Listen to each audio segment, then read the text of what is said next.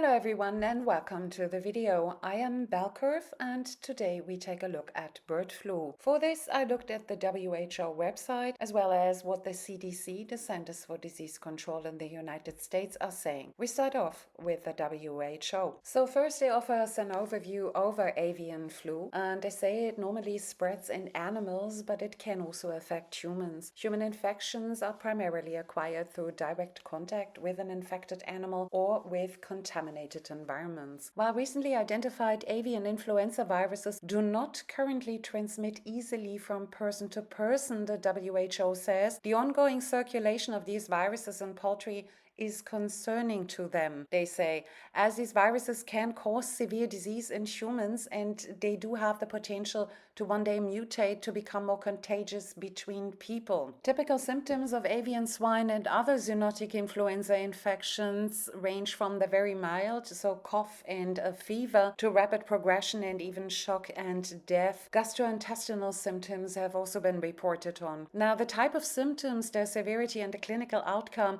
vary with the type of virus, the WHO says, and this also pertains to the incubation period. So in a nutshell, they say that you can have very mild symptoms, a fever and a cough, but this can also get way more severe. It depends on the strain of the virus and a lot of other factors, I would assume. With regards to treatment, they point to antiviral drugs. Now let's look at the WHO surveillance. They have been documenting every case of reported avian flu for the past 20 years. So there are a number of different strains. The WHO reports on a total of 7 strains. I put them at the top end of your screen. And the cases they report on are all from the Western Pacific region. This is because globally most cases are in just 4 countries: Cambodia, China, Laos, and Vietnam. So the first strain they report on is H5N1. And the WHO showed that there have been, over the course of the past 20 years, 2003 to 2023, a total of 248 reported cases with 139 fatalities. The next strain is H5N6,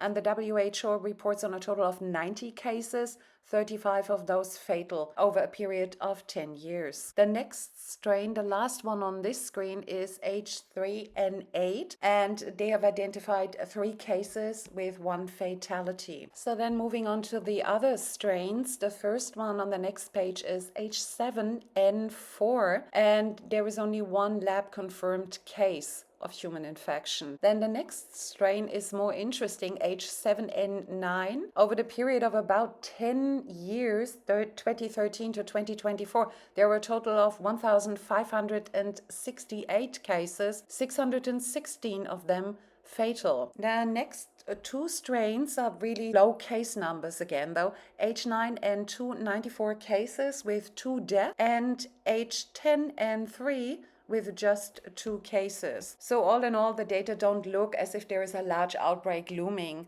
The one strain of which there have been more than 1,500 cases and nearly half of those fatal has not been reported on since 2019. And so the WHO data does not make me think that there is much to worry about at this point. Moving on to the American case in Texas. For this, I looked at the communication by the Centers for Disease Control and Prevention in the United States. So they're reporting on a case in Texas, and they say a person tested positive for H5N1, that strain. And this is only the 2nd case of H5N1 bird flu in the United States. The first was in a poultry worker in Colorado in 2022. So this person in Texas worked with dairy cows presumably infected with that strain of bird flu. This is the first time this virus has been found in cows and would be the first instance of cow to human spread of bird flu. So as of now, there is no sign of person-to-person spread of this virus, and this is emerging and rapidly evolving a situation, the CDC say, and they're following it closely. At this time, the CDC believes that the overall risk to the general public posed by this virus remains low. So in essence, the health risk to humans is low, and the virus isn't actually well adapted to people. And in case you do get infected, the FDA-approved antiviral medications would work. So there really isn't much to worry about at this stage. So looking at the recommendations, they say that people with close or long unprotected exposure to infected animals are at a greater risk of infection. What you should do is you should avoid unprotected exposure to sick or dead animals, and you should avoid unprotected exposure to animal poop, bedding, raw milk, and materials that have been touched by or are close to infected birds or other animals. You shouldn't prepare or consume uncooked or undercooked food or related uncooked food products such as raw milk or raw cheeses. It is, however, safe to drink commercial milk, and it is perfectly safe to eat properly handled and cooked poultry in the United States. The same goes for eggs. Chilling actually kills bacteria and viruses. Okay, so much for bird flu. All in all, there isn't much to worry about at this point. If there are any updates, I will probably post a video.